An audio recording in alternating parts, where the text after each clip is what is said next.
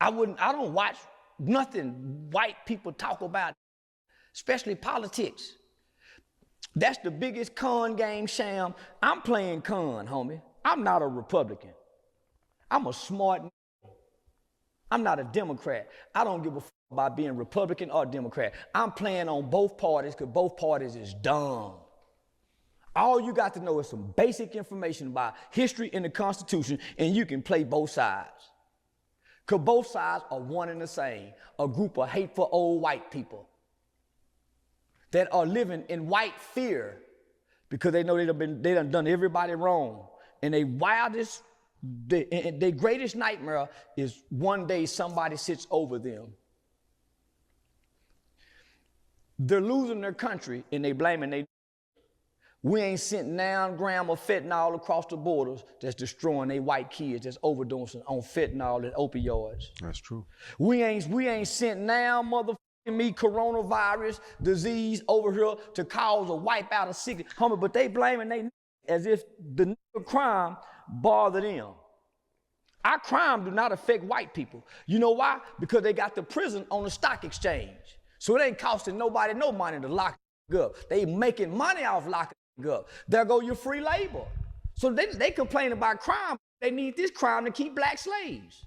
That's why even if we never commit a crime, before you're born in America as a black person, you're already a criminal. You know why? Because we can line up 50 black women. How many black women are having boys? They raise their hand. Okay, all black women line up over here. We go 1, 2, 3. One of y'all boys are going to prison before they're even born.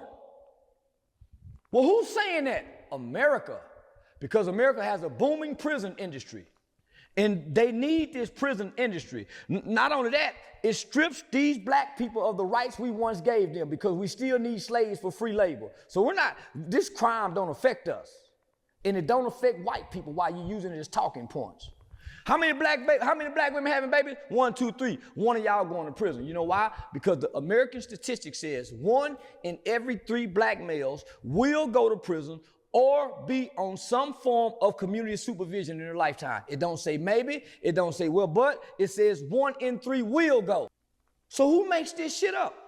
We can go look at black babies. 1, 2, 3. Boy, one of these nigga babies going to prison, and there's nothing nobody can do about it. Nigga, they put this in place for this race. Prison was not put in place for nobody else, but specifically this race. Yeah, we'll put others in there, but the majority is for these people. These people pose the greatest threats to us because they might want retribution one day because we ain't never been fair to them.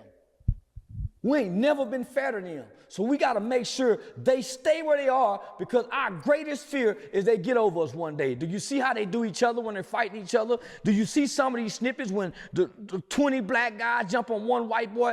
Homie, that's their greatest fear, that it's going to be like that everywhere for them.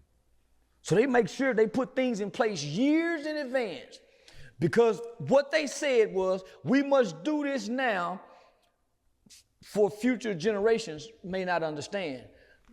The future white people is going to be way more compassionate than these people. So they're putting things in place now that their children can't even undo because they like their slaves.